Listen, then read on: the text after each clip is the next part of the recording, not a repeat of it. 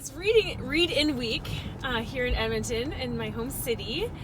And so we've got a very busy week heading to 15 different schools. I think that works out to 3 a day. I guess 3 times 5, right? I think we snuck one in at the end there, so we have 4 in one day. We've got 16 this week. Woo! Yes, full week. So it is bright and early. The sun hasn't even fully come up. Brooke and I have shooed the children out. My mom is helping, which is amazing, and we're off to the races. We're going to bring you along for the fun.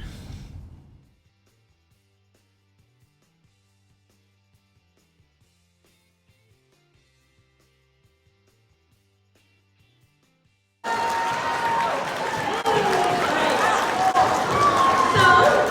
name is Alexis Marie Chute. I'm an author. Do you guys know why I'm here? Read-in week. But do you also know this is another special week? It is World Space Week. So I'm wearing my very fanciest outfit for you.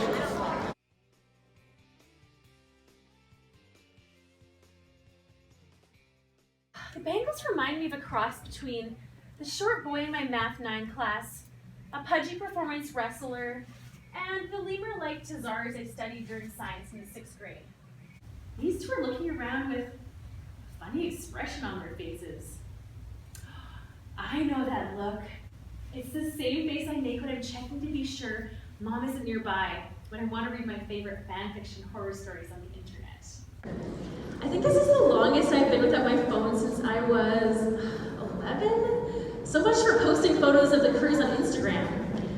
I wonder if I would have got cell reception out here anyway. The rocks growing out of their heads are small. They must be young. The big fat bangles, the ones in charge, are totally top heavy. They wash up on this shore. The souls of the shells contain the bitter unfulfillment of their past masters. Many sunsets before, the broken fragments decide to unite and make their gold village, as they could not reach Jarwide's sea star. And what is this? A book? But it's empty. Nice, smooth, creamy pages, and it's sewn together so beautifully. That doesn't sound like Zeno. From my experience of him, Archie reflects, he's going to lead me to Ella's cure. They are the Milia sands, Olin answers in a whisper. Sand? Archie repeats. Are you hungry, Ella? Nenji asks. Yes, I'm a bobblehead. I hope they understand just how hungry I am. Their language sounds horrible. Hello? The girl once says. Now that's English. I nod in response. Oh, the guard is coming now. Shoot, clean up the bread stuff. I need water bad. Oh, come on, swallow, Ella. Okay, throw the bag behind that tree over there. Now where do I put the sketchbook? Bras were invented for this very reason, right? Oh, ouch. Oh, hello there, ugly guard. What? Nah, I've only been here sulking while you were gone. Oh, don't smile, Ella. He'll see your black teeth. What have you got there? Oh, I know that sack. No, no! And then at the end of Ella's chapters, now that she's got a sketchbook, she always draws pictures about her adventures. Okay, so does anyone have any questions about the story or what it's like to be an author or anything? Here, right there. Why did I become an author? Because I'm a giant kid and I don't want to grow up. Something like that. Mostly because I love telling stories, I love being creative, and so I just want to do it as a job. And I feel like I've been writing stories and making art since like I was very little. So I've just kept doing it. And this doesn't even come out for 6 more days. So you're gonna have a book before like the rest of the universe. Oh, this is really fun! Woo! I'm gonna book too. Lucky, perfect, come on up! Good job! 32. 32 less? What? Get you? Close. But more. Very close. Less. No. Very close, but less. 30? Less. More? Higher. 27. 27. I weigh 27 pounds. I'm telling you the truth. Do you believe me? No. Yes. I Because I weigh 27 pounds on the moon. Oh, that's my favorite part of these presentations. Oh. So, if you want to go home after this and figure out how much you weigh on the moon, you just take your weight and divide it by 6. Because the moon is 6 times smaller than Earth, 6 times less mass, 6 times less gravity. So these are some of the illustrations that Ella does throughout the book. These ones are specific to the Bengals. So I mentioned at the beginning I like learning about our world and then sort of altering the facts. So a book trailer is basically a movie trailer but for a book.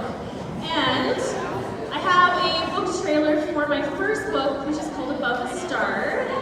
And it introduces you to 4 different races of creatures in a magical island. So this is a race of creatures called the Milisands. They can form their bodies into any shape. And they're bad guys. You don't want to mess with them. This is a Stephanus sister. She guards the magical mountain at the center of the island. This is an Oliera, and she can create fire with her body. And that's how she battles and protects herself. And this is a Bengal. They come from the earth, and they can control and manipulate rocks and ground and soil, and they have stones growing out of their heads. This is the map of the magical island that the cruise ship crashes on. So you saw in the video these yellow people with like sandcastle, right? They are the Milisands, and their race has only come about since the star crashed in the sea beneath the island. I wrote the first draft of this book during something called NaNoWriMo. Has anybody heard of NaNoWriMo? It stands for National Novel Writing Month, and it takes place every November, and the goal is to write a 50,000-word novel in the month of November, so in the 30 days. And so I had a 4-month-old baby, so I just had one of those like nursing pillows, and he just laid there, and I just wrote for 30 days, and that's how I wrote book 1. So I filmed myself writing this entire book from start to finish with time-lapse video. So I'm like writing really fast. And my goal, I call this series my 80 days of writing. So my goal was to write this book in 80 days. I think I actually finished it was more around like 92 or 93. But yeah, I like to set weird challenges for myself in terms of getting the writing out. And I often find that when I have a deadline, when I'm working really hard towards finishing it in 80 days or finishing it during NaNoWriMo, it really helps me to get rid of any kind of idea of writer's block. I get this mentality where I'm like, oh, you don't think I can do something? Watch me. And I think everyone should get this. It's just like this determination that no matter what doors slam in your face, you're going to do something that you believe in, no matter what. I'm going to give you a copy of this. Yes! You didn't hear that. No! However, I am going to forewarn you that this will be very confusing if you don't read book 1 first. So you guys could always share. Yeah, ask for book 1. Oh, perfect. Okay, what is your name? Jacob. Jacob, spelled normal way? J-A-C. People spell their names very uniquely nowadays. Yes. Here you go. Yay. You're welcome. Yes. So this is Lilium. She's a sprite. She fits in Grandpa Archie's breast pocket of his shirt. And then this is Ella. So a little spoiler, in book 2 she gets a bit of a power. I'm going to read this chapter from Ella's perspective. So this is, you can kind of get an idea of what she looks like. She wears a blue bomber jacket, leggings, and she's just a typical 14-year-old girl. Okay, question. And then how to watch. This isn't a question, this is a comment. Okay, you have to talk loud. Everybody listen. This isn't a question, it's a comment. I really like your hair. Aw, thank you. I like the little bit where they actually understand what she's saying and they can speak human language, even though that they're in another universe. Yeah. Well, I've actually never told anybody this in school, but how the human language came to their world is because the Stephanus sisters, who have those big wings, they are very skilled at building telestriums, which is what helps people jump from one world to another. It's called portal jumping. And because they've been to Earth, they brought English back to their magical planet, and so that's how it's now become the common language between the different races. Does anybody know the difference between first-person perspective and third-person perspective? Yes. Yes. Okay. What's your name? Ainsley. So if I'm Ainsley, first person, I'd be like, oh, this presenter's so cool. I really, hope that I win the book, from Ainsley's perspective. Yeah. But if I'm doing third person, it'd be like, Ainsley's sitting there and her palms are sweating because she's so excited to win a book, and she's just getting ready to jump out of her chair, off the carpet to wave her hand and say, oh, pick me, right? So this book the whole series has both first person and third person perspectives in it. Okay. Yeah, how about you? What inspired you to make these books? That's a very good question.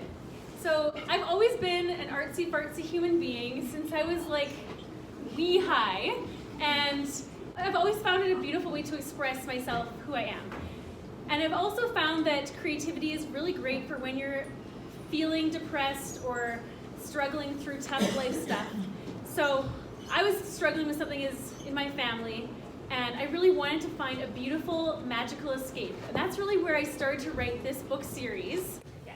Did you write books as a kid? Did I write books as a kid? I did, like when I was in elementary school. And I remember I had a dog named Bonnie, and I wrote a story about a place called Bonnieville. And I didn't know that Bonnieville was a real place. And I was like, someone's like, Bonnieville's a place in Alberta. What are you talking about? I invented that. Yeah. Is it easy to write a book? No. You have to have a lot of self-discipline. And it can get lonely sometimes. Like when I was writing like both of these books, what it basically looks like is me sitting at my computer for like 5 hours a day. Usually after 5 hours my brain turns to mush. I'm staring at the computer and then I'm like, oh my gosh, I haven't spoken to another soul in like hours. And so it can be a little bit lonely. And then in this kind of stage, it's really fun because I get to come to schools and talk to people. Okay, you in the back. Partially Tessa and Ella. Perfect. Okay, well, I'm going to give you a book. What? And I'm going to sign it for you. What's your name? Darby. Okay, you're going to spell it for me. If you look at the little icons that are on the covers of the book, it'll give you clues for what happens inside. Oh, Moving glass. who gets annoyed with their brothers and sisters and parents sometimes? Oh, yeah, definitely. Yeah. Who has a perfect family? You know what? I don't know if any of us have a perfect family, but we love our families no matter what, right? My books are all about the Wellesley family.